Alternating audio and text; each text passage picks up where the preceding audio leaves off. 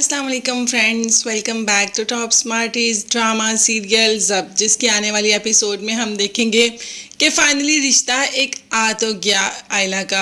मगर क्या कोई होने भी देगा इस रिश्ते को? कोई को तो छोड़े, इस घर की हेल्पर ही ये रिश्ता नहीं होने देगी, जो कि बहुत ज़्यादा चहीती है आयला की सास की। मतलब जो सास की आयला की जैसे ही रिश्ता देखने के लिए आता है, अम्मा भी उधर ही काम कर रही होती है। रिश्ते वालों को देखकर कहती है कि देखकर निगलने की कोई ज़रूरत है।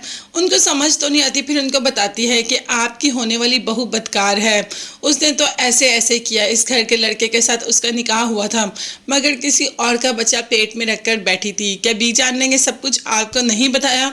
अब उन लोगों को तो काफ़ी हैरत होती है। जब बीजान के पास जाते हैं तो कह देते हैं कि हमने आपकी बेटी के बारे में बहुत कुछ सुना, जबकि बीजान ने कहा कि ऐसा कुछ नहीं। मगर वो लोग मानने और सुनने को तैयार ही नहीं। अब ये सारी बातें आयला वहाँ खड़ी सुन रही होती है। पहली बात, उसे तो रिश्ते पर ही एतराज़ था, वो रिश्ता ही करना नहीं चाहती थी। और दूसरी बात, अगर रिश्ता आ गया तो ऐसी बातें सुनने की कायल तो नहीं थी, मगर आहिस्ता आहिस्ता उसे ऐसी बातें सुननी पड़ेंगी।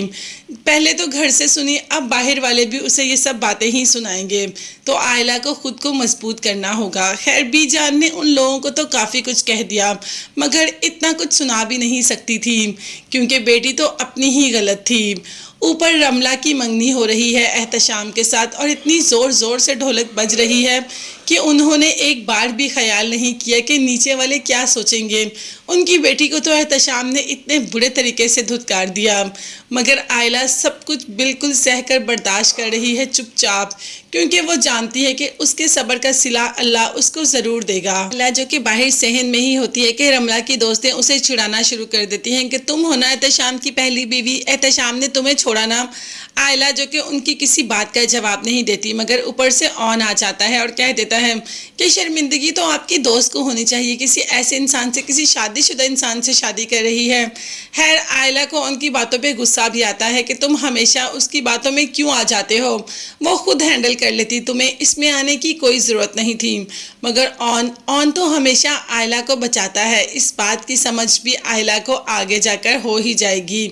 अभी तो वो गुस्से में ऊपर चली जाती है और ऊपर उसे एहतशाम नज़र आ जाता है। आए तो एहतशाम के साथ अपने कुछ हिसाब बराबर कर ही लेगी, तो एहतशाम से कह देती है कि बहुत मुबारक हो मंगनी, मगर ये भी जानते हैं कि जिससे मंगनी कर रहे हो वो किसको पसंद करती है? तुम जिससे मंगनी कर रहे हो ना, वो किसी और को नहीं बल्कि तुम्हारे ही घर में रहने वाले लड़के ऑन को पसंद करती है। अब देखना तुम्हारी ज़िंदगी भी ख़राब होकर ही रहेगी। खैर, एहतशाम को बता तो दिया, मगर एहतशाम का कौन सा बस चलना है कि वो रमला से अपना रिश्ता तोड़ दे।